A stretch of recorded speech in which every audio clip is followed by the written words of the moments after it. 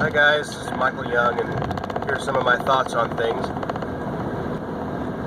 We're in the aftermath of the horrible Orlando shooting, where an apparently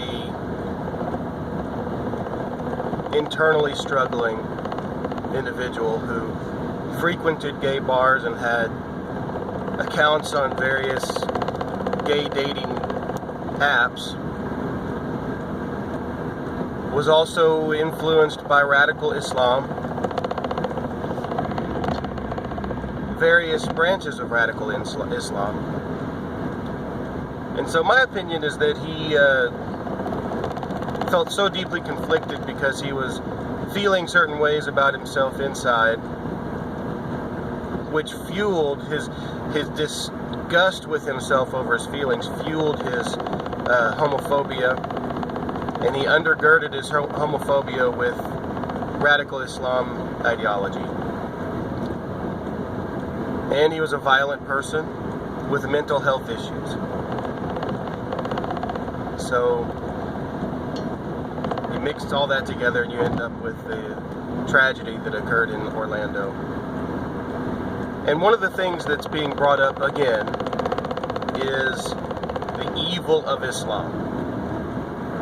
And to me, I think this is such a silly argument, but the majority of people have not read the Quran. They have not read more than just the jihadi verses in the Quran. And some of you may say, well, that's all you need to be able to read. I mean, good God, it's there. You're right. It is there. It is there. And I do not deny at all that there are horrible things in the Quran.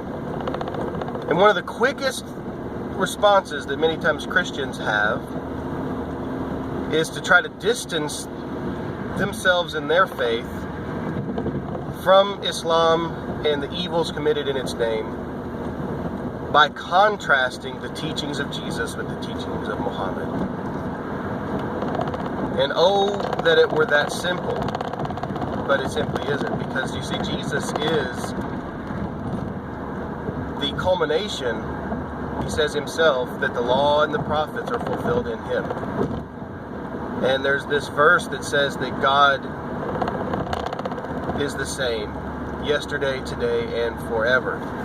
And so to only want to pick up from Jesus forward is a theological gymnastic trick that's called dispensationalism. And I'm not going to argue the merits of dispensationalism in this video, but I do want to point out that even if you say from Jesus forward God didn't kill people, if you want to ignore all the Old Testament scriptures where God gave commands to kill people, sometimes men, women, and children, wholesale, if you want to delete all that and say, yes, but from here on, God is not violent, I would say, if you look at the teachings of Jesus outside of a couple of parables, and there are a couple of stories that Jesus told that would give you the inclination that violence was still inherent to the thought process there. And I'm not trying to besmirch Jesus. I don't know that those verses are actually valid or that he actually spoke them. I don't think that violence, senseless violence, is a part of the nature of God. I don't believe that.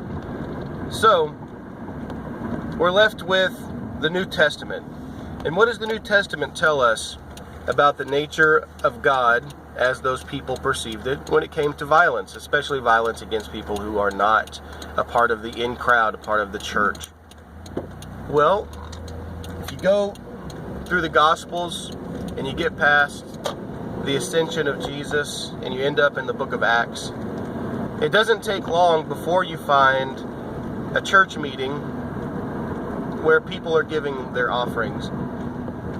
Lots of wealthy people were selling everything they had and giving it to the church to be dispersed to the poor. And, just like any other time, you have a bandwagon effect. You have some people that's getting in on the action, but their hearts aren't in it. They just want to be a part of the crowd. Even to the point of looking like they're selling everything they've got and giving it to the poor.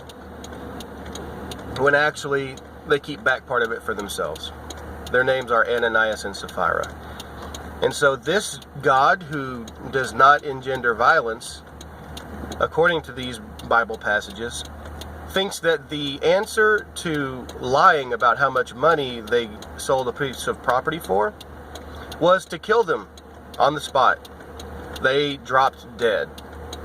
And you say, oh, that's just a out of the ordinary experience. Well, even if it wasn't out of the ordinary experience, if you lived with somebody that just randomly, once every, 10 years, killed people for the strangest things, you would think there was a problem, and you would probably distance yourself from them. But let's move forward also in the same book, the book of Acts. We see Herod.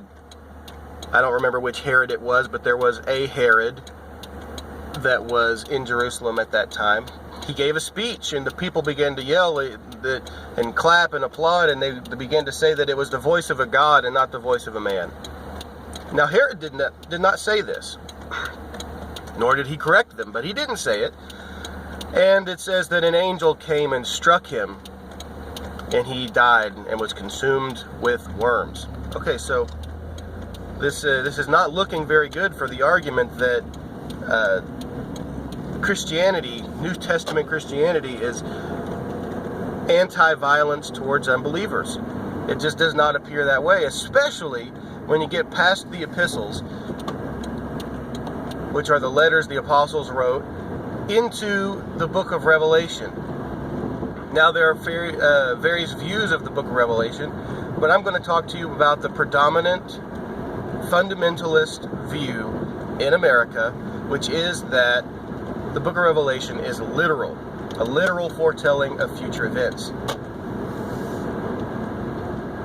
In this book, we see that when Jesus himself, the one who is being claimed by many to be what makes our religion so different from Islam, because Muhammad taught that violence should be perpetrated in the name of God against the unbelievers, Jesus returns to the earth.